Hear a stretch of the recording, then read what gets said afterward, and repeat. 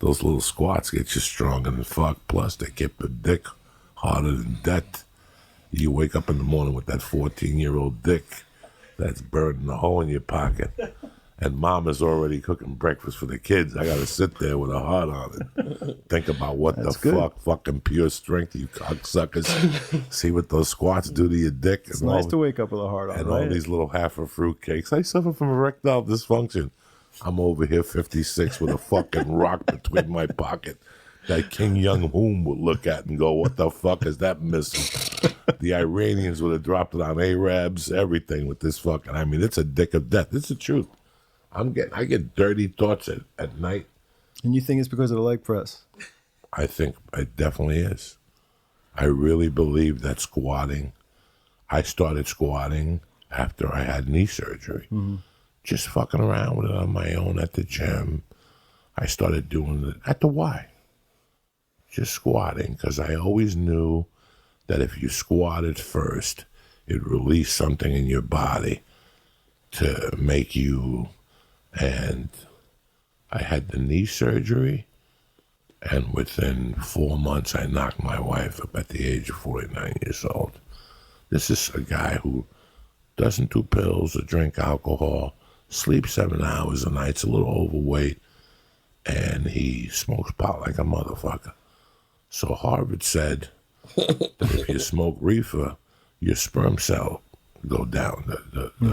When women want to get knocked up, they have to tell their husbands to stop smoking pot because the sperm cell knocks. So here's a guy. No tight underwear either. Lee, at this time, tell him what we were doing. 2,000 milligrams a night. We were eating 2,000 milligrams of stars and chocolates. And that was just what I was eating. You always said, I've had eight things today. Yeah, we were doing everything. We were doing ketamine, whatever came on the show, we were getting down with no delay. This is no blow, no heroin, no oxys. That's it. But everything else, every man for himself. We're in codeine tablets. AJ Benze came on with fucking penzanols and fucking fentanyl. He gave me cat tranquilizers. Oh, I gave him crack. Oh, yeah. We go deep on this show. But how do you explain somebody being with somebody for 13 years, having sex with them on a regular level, and all of a sudden now, yes, they're 2 years off of drugs, and I start squatting again. And when I started squatting, I was squatting with 135, 5 sets of 8, but I was working more on my form than to get hurt because I knew I was 49 years old, and I would do 3 sets of 8 deadlifts.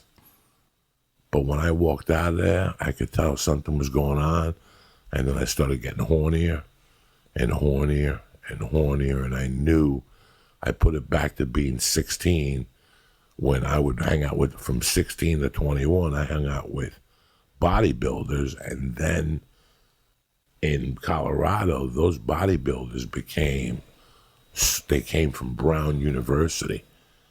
So my buddies from Jersey had gone to Brown, and at Brown they picked up cleans, jerks, deadlifts, and squats.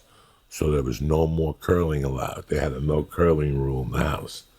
If we see you fucking doing curls, you're out.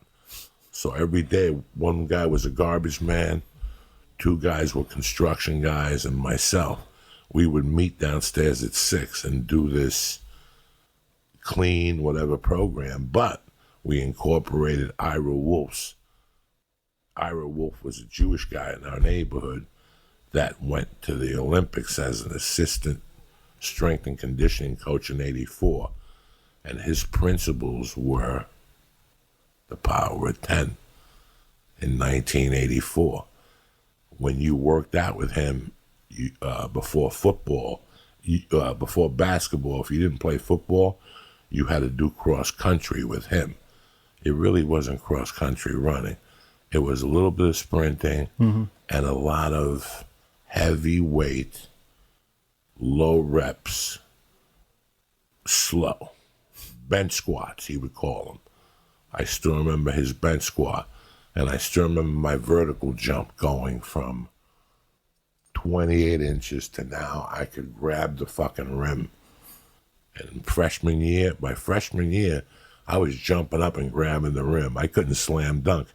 And I always accredited that to his training. His training was not 2 hours, guys. His training was very quick. Bing, bing, bench squats, overhead press, something else, pull-ups. And I remember I couldn't do pull-ups, so he would put the bench under for me and just make me hold at a certain time and then let go. I remembered all that shit. And, you know, you would walk out of there not exhausted, but you thought every vein in your body was about to pop. And then he'd make you do cross-country, but 340s, 560s, and then a 100-yard dash. And you went home, and I'd see you Wednesday. So when I read about all this, you knew. It made sense. Let's kick this We're good to go motherfucker whenever off. you're ready.